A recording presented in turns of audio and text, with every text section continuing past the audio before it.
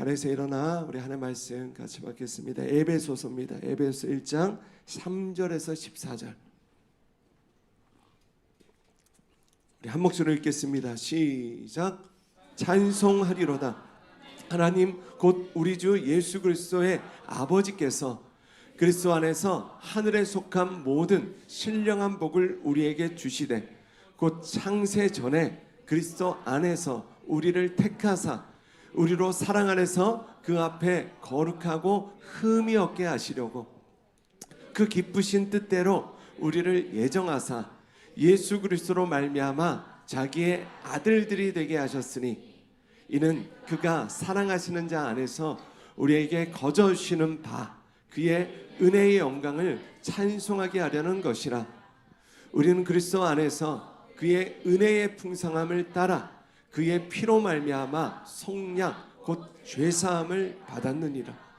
이는 그가 모든 지혜와 총명을 우리에게 넘치게 하사 그 뜻의 비밀을 우리에게 알리신 것이요 그의 기뻐하심을 따라 그리스도 안에서 때가 찬 경륜을 위하여 예정하신 것이니 하늘에 있는 것이나 땅에 있는 것이 다 그리스도 안에서 통일되게 하려 하심이라. 모든 일을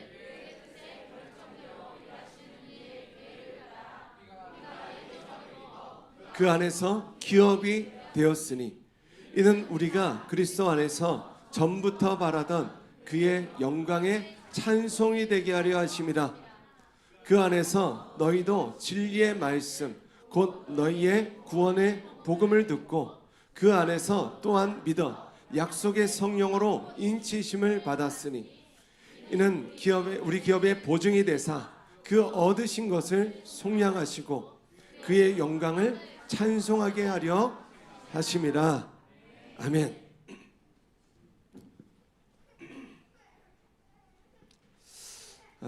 어제 참 이번에 그 리빙키즈 여름 성경학교를 두고 참 저도 고민이 많았습니다.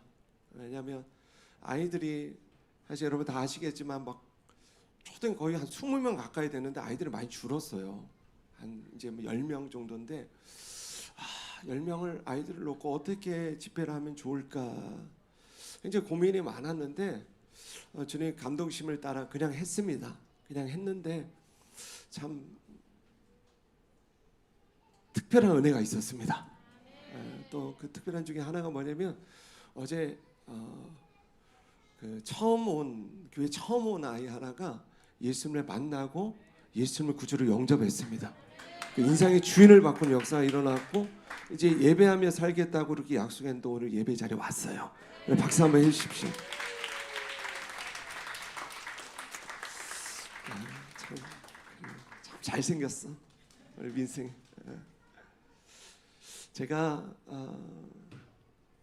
아마 아시는 분들 아실 건데 제가 지난 한 2달에서 3달 동안 굉장히 몸이 많이 아팠습니다. 티를 최대한 안 내려고 했는데 어느 정도 아팠냐면 앞에 제 평생에 제가 예수님 믿고 21살 때 예수님 믿고 거의 그런 적이 없었어요. 찬양을 서서 할 수가 없는 거예요. 찬양을 서서 하면 제가 강단에 가서 설교를 할 때 주저앉을 것 같은 그 두려움 때문에 제가 찬양을 앉아서 하고 또 간신히 또 설교하는데 또 설교할 때는 또 주님의 은혜로 힘을 주시고 또 감당케 하시는 그런 시간이 한 2달에서 3달 정도가 있었습니다. 근데 하나님께서 많이 회복해 하셨습니다. 전에는 깊은 구덩이 안에 들어가 있는 그런 느낌이었다면 이제 평지로 나온 것 같아요. 할렐루야. 그래서 굉장히 이렇게 마음이 가볍고 또 육체가 가벼우니까 막 예배할 힘이 나요. 여러분 느끼시죠? 근데 제가 그 시간 동안 뭘 제가 깨달았냐면 그런 거예요. 적어도 우리 교회가 물론 모든 사람이 일어서서 하나님을 예배하고 찬양할 수 있는 그런 교회가 되었으면 좋겠지만 제가 앉아서 찬양하면서 그랬어요. 야, 정말 앉아서 찬양할 수밖에 없는 그런 이유가 있는 사람들도 있겠다라는 마음이 제 마음한테 이해가 되더라고요. 아멘이십니까? 그래서 여러분 자유하셔도 좋습니다. 그런데 2달의 힘이 있고 또 주님을 예배하고자 하는 갈망이 있으시면 언제든지 일어서 찬양하시고 또 어쩔 때는 힘이 없고 정말 힘드신 분들은 앉아서 자유롭게 예배하셔도 괜찮다는 거예요. 아멘이십니까? 네. 주의 영이 계신 곳에 자유함이 있느니라. 오늘 자유 누리는 예배가 되시길 주님 이름으로 축원합니다. 우리 옆에 분들 믿음으로 선포하세요. 우리 예수 안에 자유하십시다. 아멘. 약 한 달 만에 제가 세워보니까 약 한 달 만에 주일 강단에 섰습니다. 여러분 좋으시죠? 네. 그동안 짜장면, 짬뽕, 탕수육, 바베큐 맛있게 드셨죠? 오늘 집밥 드십시다. 할렐루야. 따라합시다. 집밥이 제일 건강해집니다.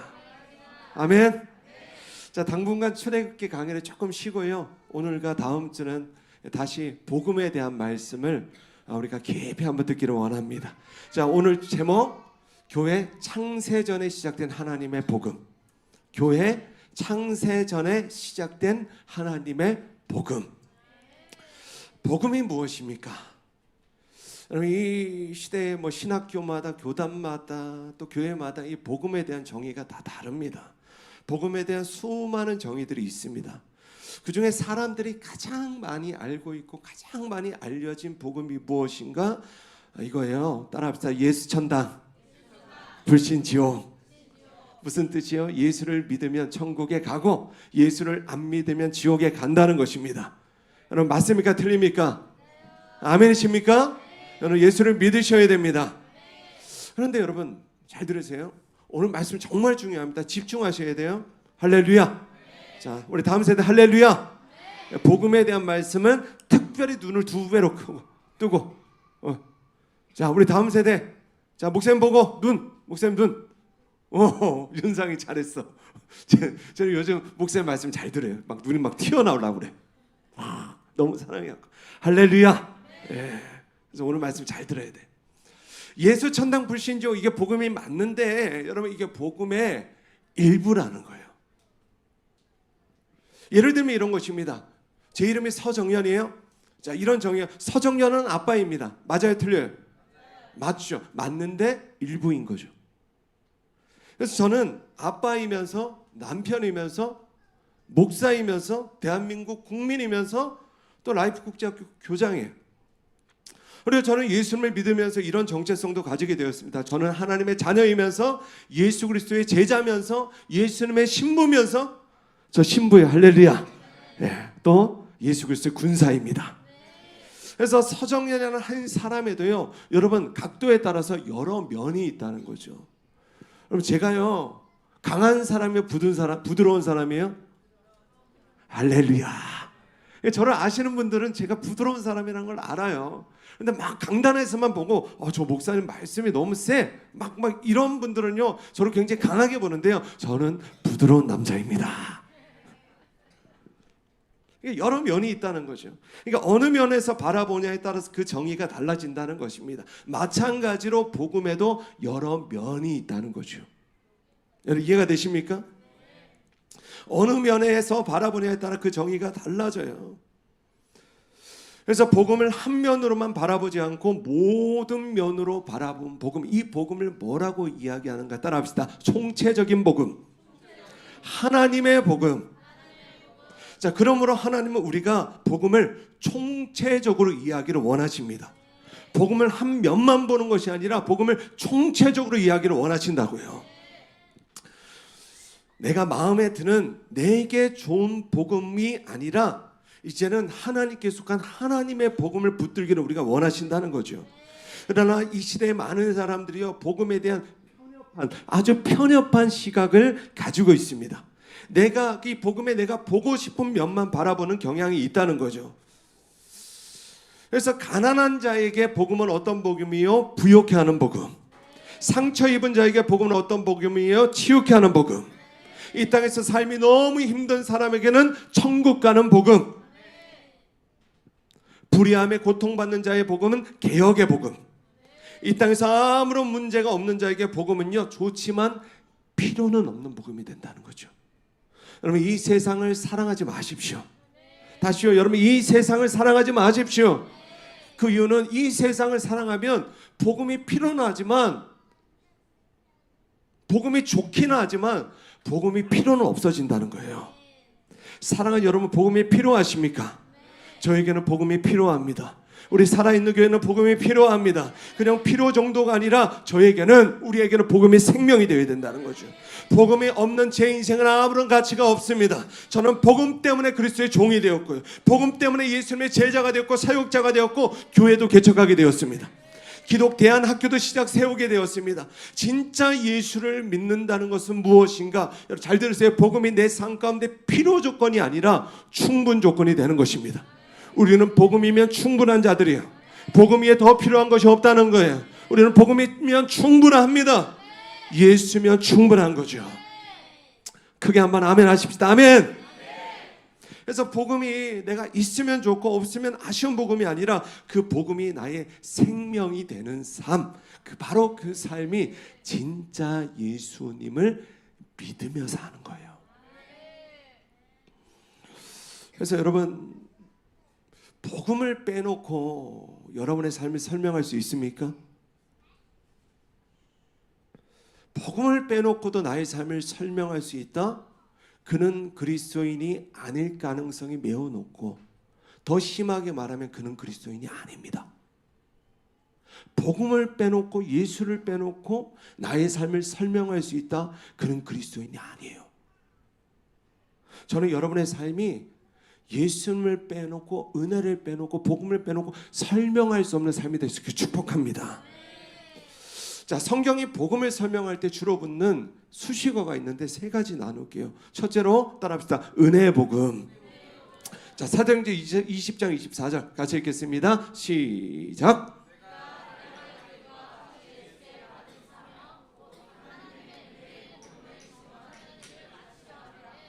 나의 생명조차 조금도 귀한 것으로 여기지 아니하노라. 아멘. 그러니까 은혜 복음을 경험한 사람들은요, 이 은혜의 복음과 나의 생명을 바꿀 수 있다는 것입니다. 아멘이십니까? 왜 은혜의 복음이요? 복음은 철저히 하나님의 은혜로만 받는 것입니다. 아멘. 제가 청년 때요, 20대 때 기억하시는 분들이 있을 텐데 다이어리가 굉장히 유행했어요. 그 아시죠? 다이어리 적는 거. 그래서 저도 다이어리 막 이렇게 적는 사람 보면 되게 있어 보이고, 아무튼 그랬어요. 멋있어 보였어요. 그래서 제가 20대 때 그런 거 많이 했습니다. 스타벅스에서 연말에 쿠폰, 그죠? 제 기억에 한 20개 정도 찍으면 요만하게 다이어리를 선물로 주는 건데, 야, 그 다이어리가 얼마나 갖고 싶었던지 정말 꾸준히 스타벅스에 가서 쿠폰을 열심히 찍었습니다. 열심히. 그래서 쿠폰을 한 20개 찍으면 한 돈 10만 원을 쓰고 10,000원짜리 다이어리 받는 호구. 그 상술에 제가 넘어갔잖아요. 여러분 다 넘어가셨잖아요. 저만 넘어갔어요? 그래서 이 쿠폰을 다 찍고 그 다이어리를 받으니까 기뻐요, 안 기뻐요? 기쁜 거죠. 너무 기쁘는 거예요. 그 다이어리가 너무 소중한 거죠. 그래서 쿠폰을 다 찍고 막 이게 다이어리를 받고요, 매일 품에 끼고 살았습니다. 잘 때도 끼고, 밥 먹을 때도 끼고, 공부할 때도 끼고, 교회 갈 때도 끼고, 그 다이어리가 제 삶에, 제 모든 삶에 함께했어요. 마찬가지로 복음이 나의 삶 가운데 소중한 사람들의 특징이 있습니다. 그 복음이 나의 모든 삶에 함께합니다. 근데 이 다이어리와 복음의 차이점이 있습니다. 다이어리는 제가 쿠폰 20개를 열심히 찍어서 받아냈지만, 하나님의 구원, 나의 열심으로 쿠폰을 찍어서 받는 게 아닌 거예요. 오직 하나님의 은혜로 거저 받는 거예요. 복음은 거저 받는 것입니다. 구원은 거저 받는 것입니다. 아멘. 그래서 구원을 은혜로 받는다는 것은 무엇인가? 따라합시다. 받을 자격이 없어도 거저 받는 것입니다. 아멘.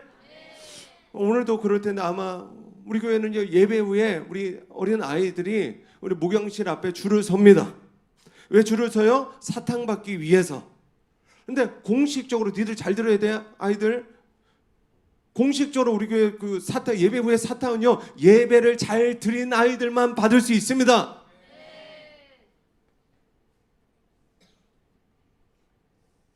근데 저는 단 한 번도, 근데 신기한 거는 예배 잘 안 드린 애들도 온다는 거예요. 할렐루야. 담대해요. 담대하게 목사님 사탕 주세요. 근데 저는요, 단 단 한 번도 너 오늘 예배 그따위 식으로 들어놓고 무슨 사탕을 받아 회개 그런 적이 없다는 거예요. 그래 와서 사탕 먹고 다음 주에는 예배 잘 드리자. 이게 은혜예요. 은혜. 여러분 이게 은혜예요.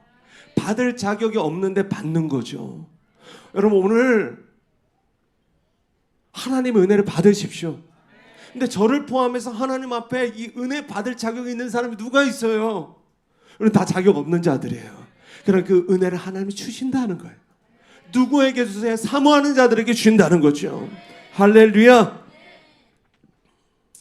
여러분 은혜를 배우셔야 됩니다. 오늘 하나님의 구원을 받으셨고 그 구원의 그 은혜를 확신하시는 분들 아멘.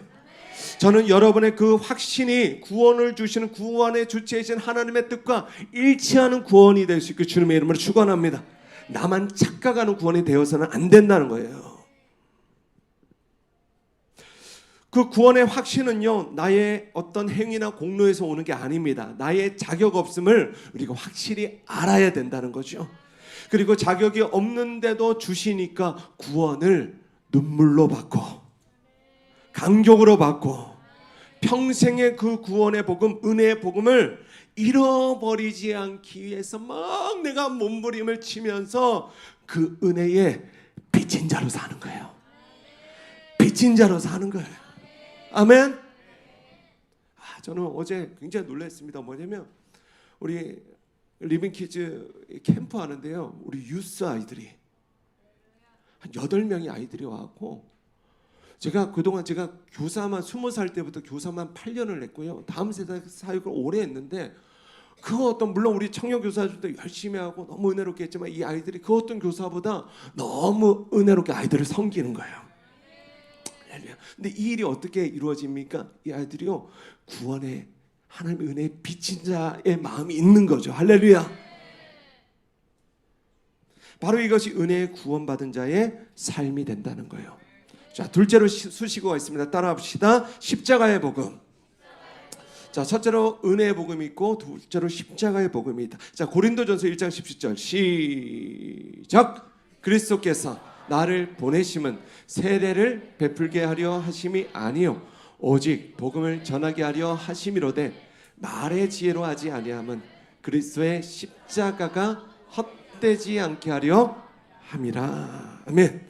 자, 이 십자가는 복음의 내용, 하나님이 우리를 구원하시는 하나님의 방법을 말합니다.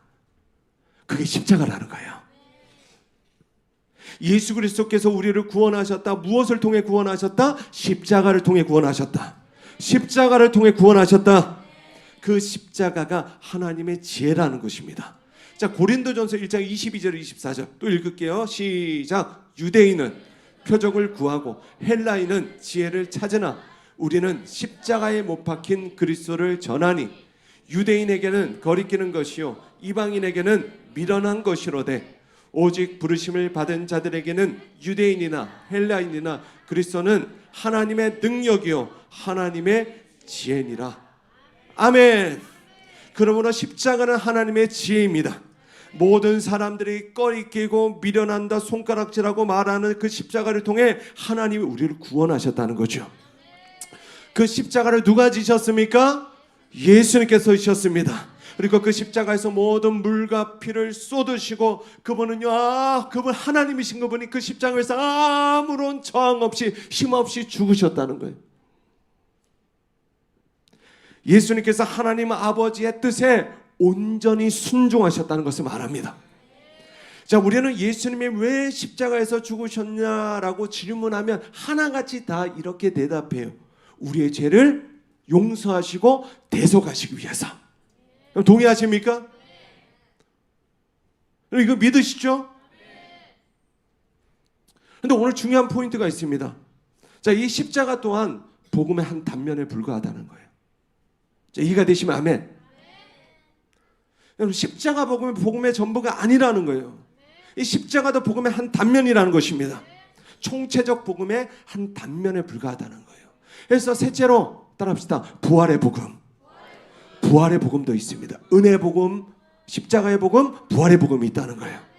자, 디모데후서 2장 8절 같이 한번 읽겠습니다. 시작. 내가 전한 복음대로 다윗의 시로 죽은 자 가운데서 다시 살아나신 예수 그리스도를 기억하라.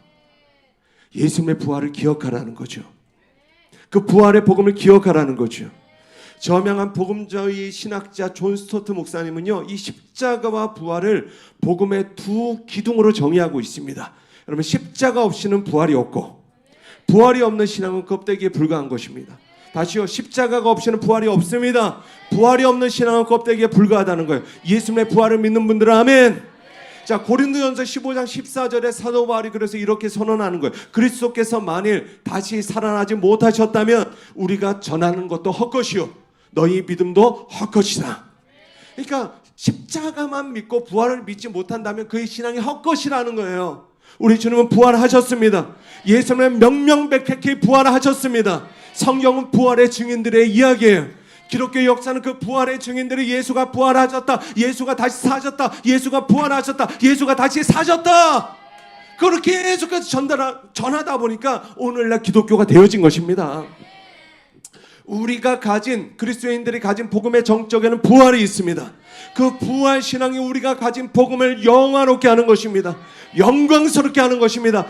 자랑스럽게 하는 것입니다. 예수님은 부활하셨습니다. 때문에 이 복음이 우리의 자랑인 거예요. 할렐루야. 저와 여러분 그 복음을 가졌죠. 그 복음을 가진 우리는 세상을 향해 이렇게 말할 수 있습니다. 예수면 전부다. 복음이면 다다. 할렐루야. 근데 세상은 우리에게 어떻게 이야기해요? 그게 뭐? 저희 어머니도 그렇게 이야기한 적이 있어요. 교회 가면 밥이 나오냐? 떡이 나오냐? 밥도 나오고 떡도 나옵니다. 할렐루야. 그러나 그런 세상이 말하는 복은요, 예수 믿으면 잘 돼. 예수 믿으면 주님이 부자가 되게 하셔. 예수 믿으면 주님이 풍족하게 하셔. 반은 맞고 반은 틀려요. 그럼 세상이 말하는 복음은 복음의 부스러기에 불과하다는 것입니다. 자, 복음의 가장 영광스러운 부분은 바로 부활입니다. 예수님은 십자가에서 죽으시고 사흘 만에 부활하심으로 부활의 첫 열매가 되셨고, 그 예수를 믿는 우리 또한 부활의 나중 열매가 되어질 것입니다. 저와 여러분은 다시 부활해서 천국에서 다시 만나게 될 거예요. 할렐루야. 자, 하나님은 복음을 믿는 모든 자들에게 부활을 약속하셨습니다. 부활을 약속하셨습니다. 그러므로 예수 그리스도를 주님으로 믿는 저와 여러분은 80살, 100살, 120살만 사는 것이 아니라 주님과 함께 영원히 살게 될 것입니다. 마귀와 함께 영원히 지옥에서 살지 않고 주님과 함께 영원히 천국에 살게 될 것입니다. 자, 여기까지 복음을 복음되게 하는 세 가지 키워드를 나눴습니다. 첫 번째 뭐예요? 은혜의 복음. 두 번째, 세 번째, 네, 말씀을 잘 들으셨습니다. 그래서 많은 사람들의 복음을 이야기하면 이 셋 중에 하나를 이야기하거나 조금 알면 둘을 이야기하거나 진짜 많이 하면 셋을 이야기합니다. 그래서 성경이 말씀하고 있는 복음의 정말 중요한 키워드, 그래서 많은 이 시대 신앙인들이 놓치고 있는 아주 이 복음의 중요한 키워드 하나가 더 있다는 거예요. 그것을 오늘 나누고자 합니다. 바로 그 키워드가 교회라는 거예요. 교회는 복음의 부록이 아니라 복음의 핵심 요소예요. 아멘. 왜 교회가 복음의 핵심 키워드인가? 오늘 에베소서 본문으로 들어가 보겠습니다. 자, 여러분, 에베소서 1장 구조가 굉장히 특이해요. 총 1절에서부터 14절까지 이 말씀이 있는데, 자, 헬라어 원문을 보면 1절, 2절이 인사말인데 1절, 2절이 딱 한 문장이고, 그리고 여러분 3절에서 14절이요. 되게 길잖아요.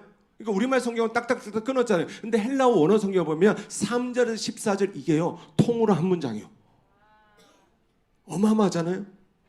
그래서 사도 바울은 먼저 1절, 2절에서 에베소서 교회를 포함한 자신의 세운 모든 이 땅의 보편적 교회를 향해서 이렇게 인사하고 있습니다. 하나님의 뜻으로 말미암아 그리스도 예수의 사도된 바울은 에베소에 있는 성도들과 그리스도 예수 안에 있는 신실한 자들에게 편지하노니 하나님 우리 아버지와 주 예수 그리스도부터의 은혜와 평강이 너에게 있을지어다. 그리고 3절부터 이제 14절까지 쭉 사도 바울이요 완전히 성령에 감동돼서 어마어마한 막 터질 듯한 감동으로 무엇하기 시작하냐면 하나님을 찬양하기 시작합니다. 하나님을 찬송하기 시작합니다. 그래서 3절에서 6절을 보세요. 찬송하리로다. 하나님 곧 우리 주 예수 그리스도의 아버지께서 그리스도 안에서 하늘에 속한 모든 신령한 복을 우리에게 주시되 곧 창세 전에 그리스도 안에서 우리를 택하사 우리로 사랑 안에서 그 앞에 거룩하게 흠이 없게 하시려고 그 기쁘신 뜻으로 우리를 예정하사 예수 그리스도로 말미암아 자기의 아들들이 되게 하셨으니 6절 읽겠습니다. 시작.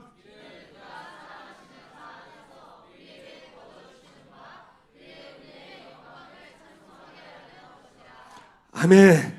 아멘.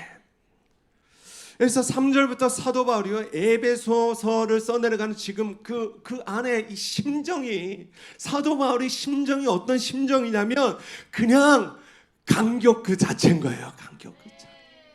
할렐루야. 무엇에 대해 감격합니까? 하나님께서 하늘에 속한 모든 신령한 복을 우리에게 주셨다는 거예요. 그리스도 안에서 우리를 창세전에 선택하셨다는 거예요. 그의 사랑 안에서 우리를 거룩하게 흠이 없게 하셨다는 거예요. 그리고 그의 기쁘신 뜻대로 우리를 창세전부터 예정하시고 그의 아들들이 되게 하시고 그의 은혜의 영광을 찬송하게 하셨다. 그래서 지금 3절부터 14절까지 사도 바울 안에서 이 복음에 대한 계시와 감격이 성령의 감동을 통해 막 쉬지 않고 문장이 끊어지지 않고 계속해서 터져 나오는 것입니다. 할렐루야. 근데 이 계시가 이 사도 바울에게 임했는데 이 사도 바울이 어디에 있을 때 그 계시가 임해요? 에베소서 사도 바울이 어디에서 썼습니까? 감옥에서 썼어요. 감옥에서. 그러므로 복음의 능력은요, 잘 들으세요, 모든 상황과 환경을 초월하는 것입니다. 아멘. 그래서 중요한 부분이 있어요. 사도 바울은요, 말씀 잘 듣고 계시죠? 할렐루야. 예. 사도 바울은 이미 다메섹 도상에서 예수 그리스도를 만난 이후에 그의 안에 이미 은혜의 복음, 십자가의 복음, 부활의 복음이 이미 계시되어졌습니다. 이미 깨달아졌던 상황이었어요. 할렐루야. 그리고 사도행전을 막 썼잖아요. 아니, 사도행전 쓰지. 그 사도행전 안에 이 사도 바울이 회심했던 예수를 만났던 그 기록들 사도행전 누가 썼습니다? 할렐루야. 사도행전 안에 이 사도 바울이 예수님을 만났던 그 기록들이 쭉 하고 나열되어 있잖아요. 그 간격들이. 그런데 어느 날 감옥에 들어가서 이 감옥 안에서 완전히 다른 차원의 복음이 그에게 계시로 열려졌다는 거죠. 비밀한 복음이 열려졌다는 거죠.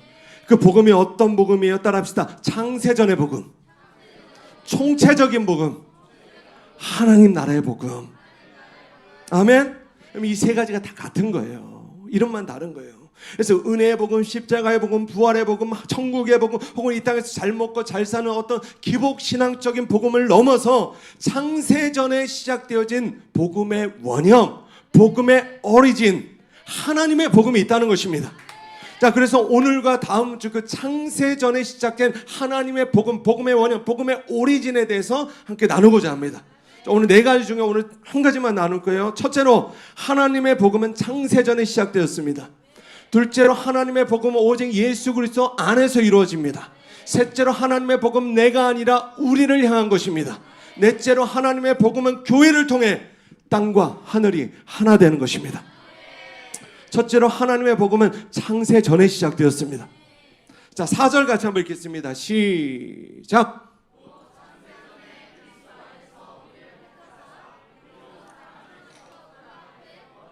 흠이 없게 하시려고. 아멘.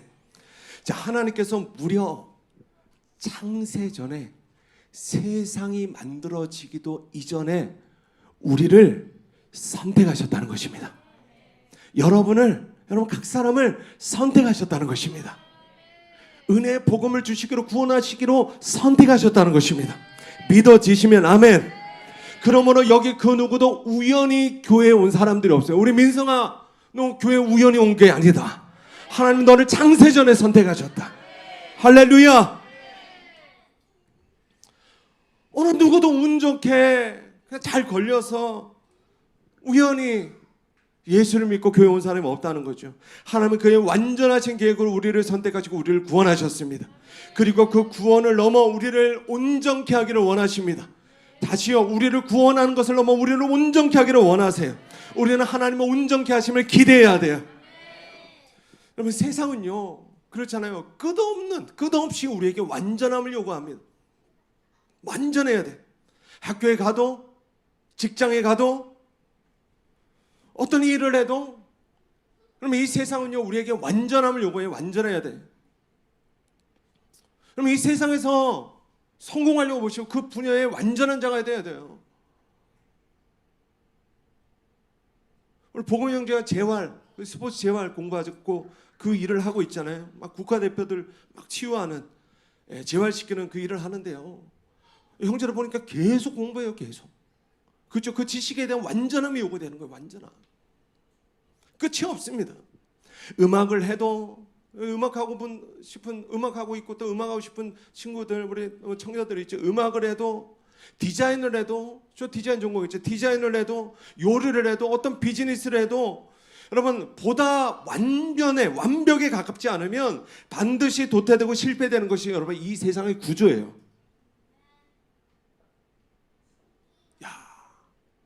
캐대언을 아십니까? K-팝 데몬 헌터스. 이거 저희 딸이 이게 한 번씩 음악 들어서 이게 듣는데 이게 계속 듣다가 빠지더래요. 업. 계속 막 이렇게, 음악을 듣는데요. 저도 음악했지만 음악을 어떻게 이렇게 완벽에 가깝게 만들지 싶을 정도로 여러분 이 K-팝의 위상이 어마어마합니다. 지금 대단해요. 여러분 이 세상의 구조 안에서 우리는 끝없는 완전함의 요구를 받습니다. 이 시대 교회도 마찬가지예요. 완전함에 지친 사람들이요 교회에 와서 완전함을 요구해요. 그러면 이게 아이러니요. 다시요, 세상의 완전함에 지친 사람들이 교회에 와서 완전함을 요구하더라고요. 저도 그 완전함에 막 지쳐요. 목사도. 정말 사람의 요구에는 끝이 없습니다. 그러나 교회는 잘 들으세요. 사람의 요구를 들어주는 것이 아니죠. 교회는 하나님의 뜻을 이루는 곳입니다. 지난주에 제가 한 목사님과 교제를 하는데요. 이 목사님 그런 거예요. 자기가 아는 어떤 목사님 교회에 최근에 젊은 부부들이, 장년들이 어마어마하게 막 몰려들었다는 거예요. 그 이유가 뭔지 아십니까? 그 이야기하는 거예요. 그 이유는 교회에 오는 젊은 부부들을 위해서 아기 돌보미 직원을 고용했다는 거예요. 교회에서 급여를 주면서. 안 믿는 사람.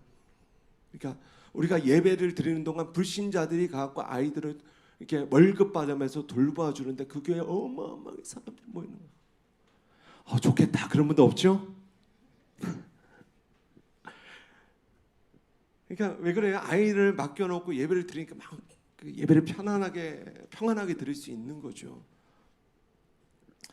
여러분 성경이 보여주는 신앙생활의 생명은요 편안함이 있지 않습니다. 예수님은 편안하게 믿는 것이 아니라 목숨을 걸고 믿는 것입니다. 아멘이십니까? 여러분 예수님을 편안하게 믿는 것이 아니라 대가를 지불하고 믿는 것입니다. 아멘? 요즘 연우 어디 갔어요? 연우? 우리 엄마 껌딱지 요즘 아주 잘 돌아다녀. 그죠? 저 자매 한 2년을 정말 고생했다. 우리 하은 자매 박수 한번 해주세요. 진짜 우리 연우 너무 사랑하는데 요즘 목사님 껌딱지가 돼갖고 계속 목사님 옆에 와요.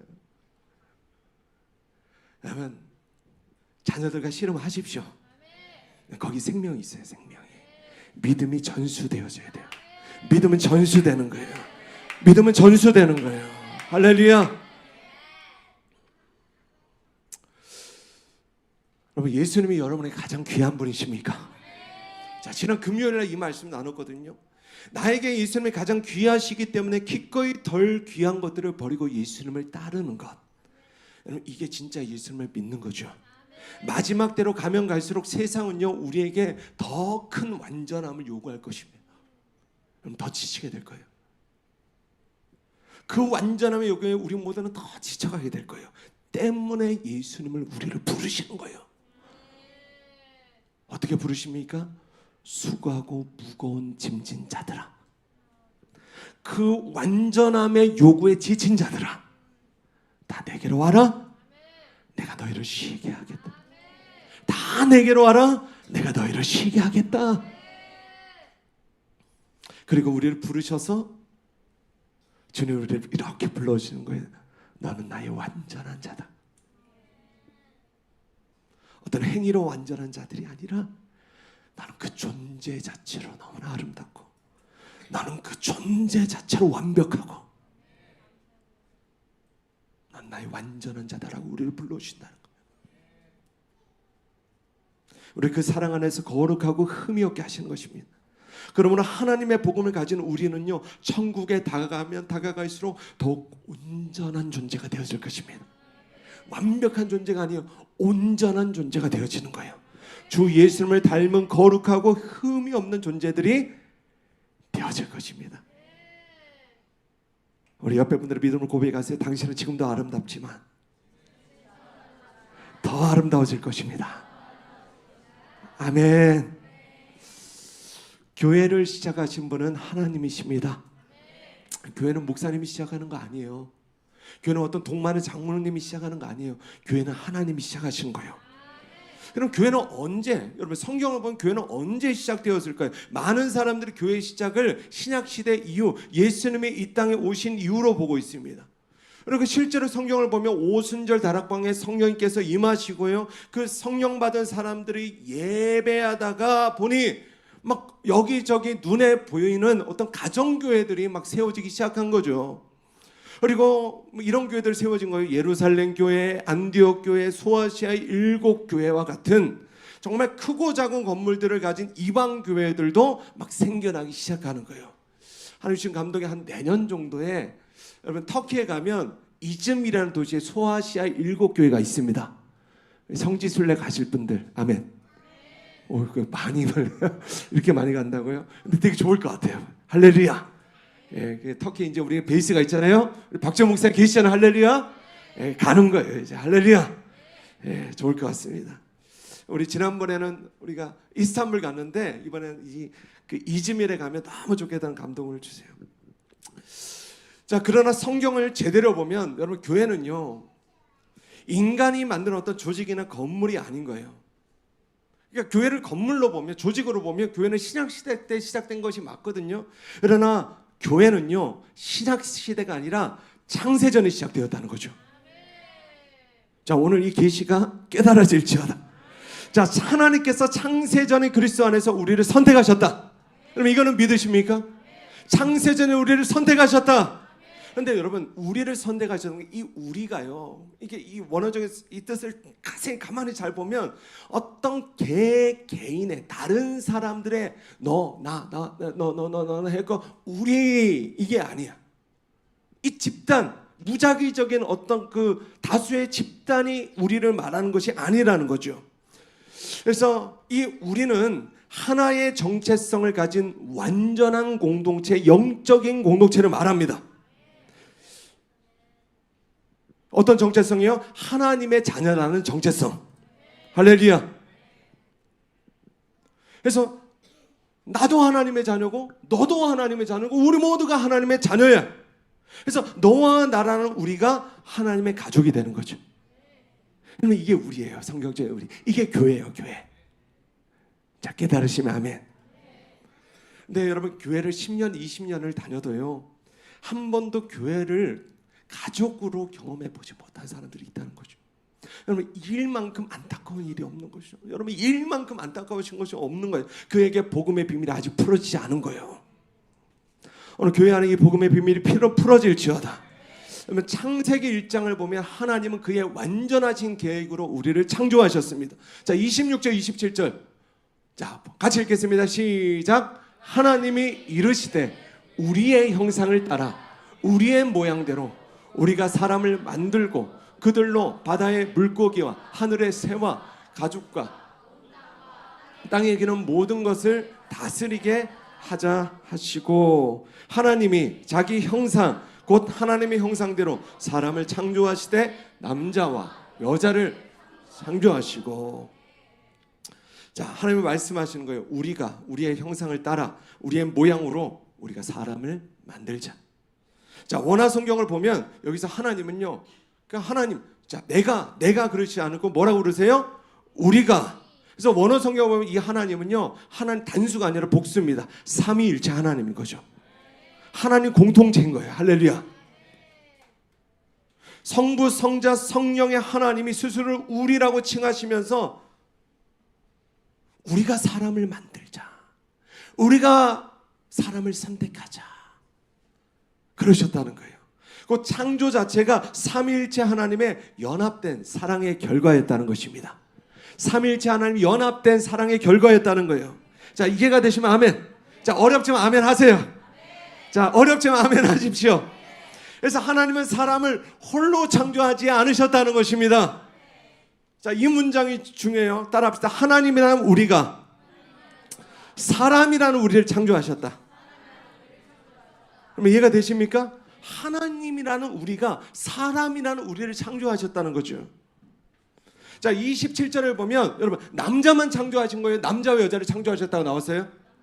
남자와 여자를 창조하셨다. 그런데 그 첫사람, 원래는 처음에 아담만 창조하셨잖아요. 한 사람 창조하셨잖아요. 그런데 그 첫사람 아담 안에서 그 갈비뼈 안에서 누가 땅 하고 나옵니까? 누가 나와요? 하와가 나오죠. 여자가 나옵니다. 이 아담과 하와가 서로 연합하여서 한 몸이 되어서 가정을 이루고 부부가 되는 것입니다. 할렐루야. 그런데 보세요.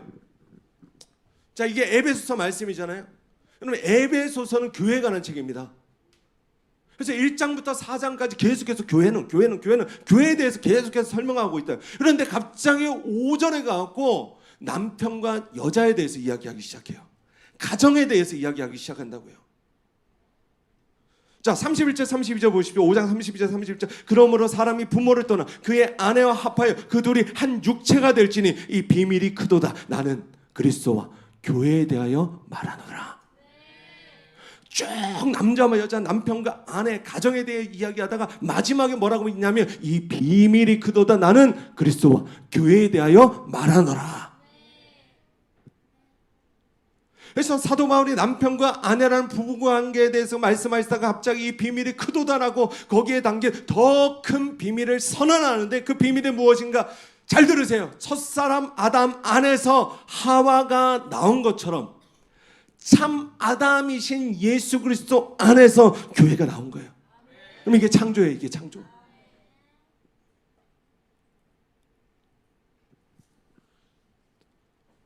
로마서 5장 14절 같이 읽을게요. 시작. 그러나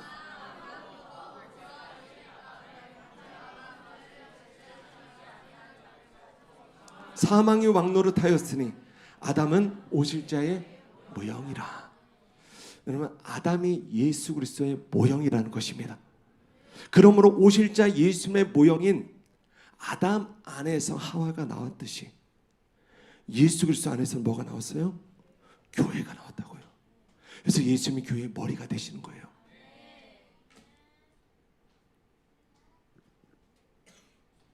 그래서 창세전 예수 안에서는 교회가 나오는 것이 하나님의 계획이었다. 그래서 예수님이 교회의 머리가 되시고 교회의 남편이 되시는 것입니다. 그래서 예수님이 우리의 신랑이신 거예요.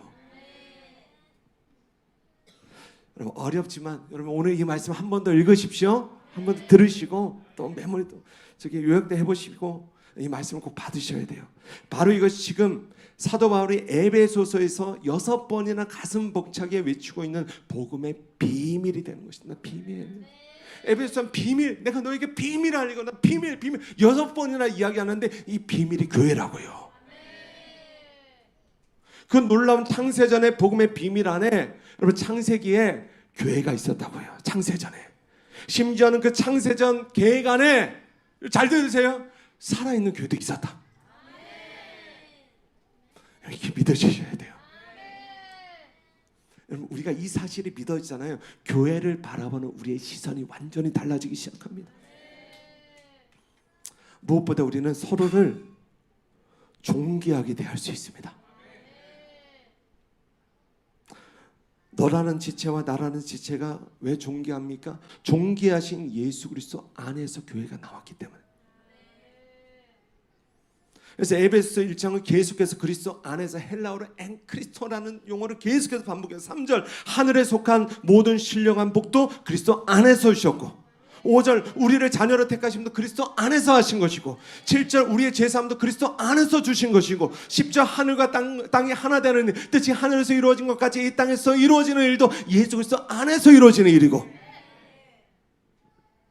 12절 마침내 전에 하나님의 원수였던 우리가 그리스도 안에서 창세전 하나님의 바라시던 그의 영광의 찬송이 되어지는 것.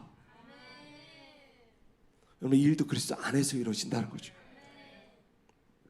쉽게 말하면 우리가 언젠가 저 천국에 가서 영원토록 하나님과 교제하며 참된 예배자로 사는 것, 바로 이것이 창세전의 복음, 하나님의 복음, 총체적인 복음의 궁극적인 목적이 된다는 것입니다. 천국 가는 게 목적이 아니에요.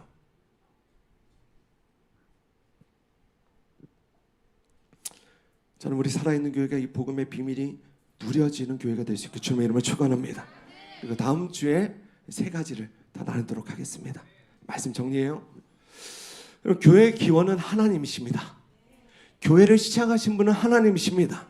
교회는 창세전에 이미 시작된 하나님의 복음인 것이고, 하나님은 그 감추인 복음 교회의 비밀을 여러분 이 마지막 때에 여러분 교회들에게 풀어주실 거예요. 여러분 이 복음의 비밀이, 여러분 저는 그렇게 생각해요. 이 마지막 때에 풀어지는 교회들이 있고 풀어지지 못하는 교회들이 있는데, 저는 우리 교회가 풀어지는 교회가 될 수 있게 축복합니다. 저는 굳게 믿어요. 여러분 교회는 이 땅의 소망이에요. 교회는 이 마지막 때의 소망이에요. 오늘 이 시대의 교회들이 어렵고요, 성도들의 믿음의 씨름이 어려워도요, 소망이 있는 것은 이 교회가 그냥 갑자기 어느 순간 짠하고 목사님이 교회 개척했다 짠하고 만드는 교회가 아니라 창세전에 하나님의 마음에 품어졌던 교회라는 것입니다. 창세전에 하나님의 마음에 풀어졌던 교회라는 거예요. 반주 안 해주세요? 그러면 이 땅에 감히 누구도 교회를 함부로 대할 수 없는 거예요. 여러분 주변에요, 교회 욕하잖아요. 여러분 가만히 두지 마십시오. 여러분 어디 가서 누가 내 자녀 욕하면 가만히 둬요? 판을 죽여놓지. 어디 가서 내 남편 욕하고 내 아내 욕하면 가만히 둬요? 판을 죽여놔야지. 세상에 가서 누가 교회 욕하잖아요. 반 죽여놓으면 안 됩니다. 주님의 사랑을 사랑하고 대신 그게 아니라고 이야기하죠. 그게 아니라고 이야기하죠. 그게 아니라고 이야기해야죠. 그게 주님의 편에 서는 자들이죠. 아멘. 너는 아군이냐 적군이냐? 아군이에요 적군이에요? 주님의 편이잖아요. 주님의 편에 서십시오. 형통이 무엇입니까? 주님의 편에 서는 자에게 함께 하시는 것이 형통이에요. 다시 주님의 편에 서는 자에게 하나님이 함께 하실 때 그의 인생이 형통이 된다는 것입니다.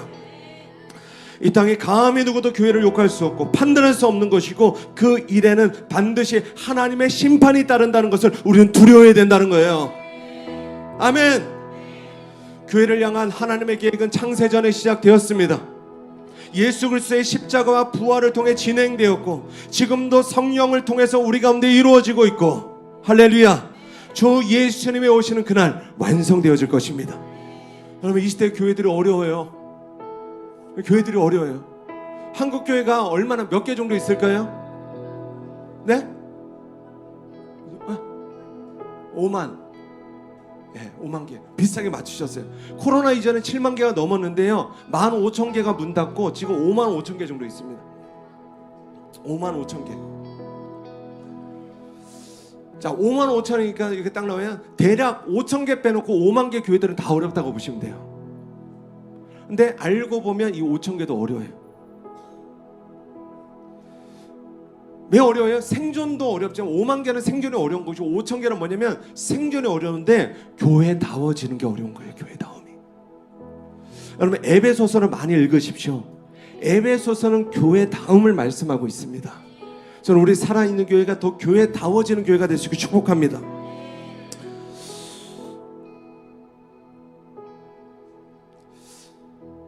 그러니까 왜 교회가 어려워요? 마지막 때로 가면 갈수록 여러분 원수마귀 더 발아갑니다. 영적 전쟁이 우리가 감당해야 될 영적 전쟁이 더욱더 치열해질 것입니다. 세상의 조련은 더 강하고 거칠어지게 될 것입니다. 그래서 우리는 어떻게 해야 돼요? 정답은 하나입니다. 우리가 하나님의 복음 위에 굳게 서면 돼요. 다시요, 여러분, 우리가 하나님의 복음 위에, 이 총체적 복음, 이 창세전의 복음 위에 굳게 서면 돼요. 흔들리지 않습니다. 여러분, 참된 교회는 원수마귀가 흔들릴 수가 없어요. 복음 위에 굳게 선 교회는 절대로 어느 누구도 흔들 수가 없다는 거예요. 할렐루야. 복음 위에 굳게 세워진 여러분의 인생을 감히 누가 터치할 수 없고, 복음 위에 세워진 여러분의 가정을 감히 누가 무너뜨릴 수 없고, 복음 위에 세워진 주님의 교회를 감히 누가 쓰러뜨릴 수 없다는 것입니다. 교회는 승리할 것입니다. 교회는 승리할 것입니다. 음부의 권세가 이기지 못할 것이고, 내가 내 반석에 내 교회를 세우리니 음부의 권세가 이기지 못하리라. 우리는 영원하신 하나님의 복음의 말씀에 굳게 서야 돼. 그래서 오늘 하나님 우리 가운데 말씀하시는 거, 이제는 하나님의 복음을 굳게 붙들어야 된다. 말씀을 굳게 붙들어야 된다. 듭말을 다시 시작해야 된다. 할렐루야. 우리가 흔들리지 말아야 된다. 우리 옆에 분들은 믿음으로 선포하세요. 우리 더 이상 흔들리지 맙시다. 시작. 그러면 이제 우리가요, 은혜의 복음, 십자가의 복음, 부활의 복음, 이 창세전의 복음으로 돌아가자는 거죠. 그래서 오늘 그리고 다음 주 말씀 굉장히 중요합니다. 이 복음을 굳게 붙드는, 그 복음에 굳게 서는 여러분의 삶이 될 수 있기를 우리 주님의 이름으로 축원합니다. 주님께 우리 큰 박수를 올리십시다.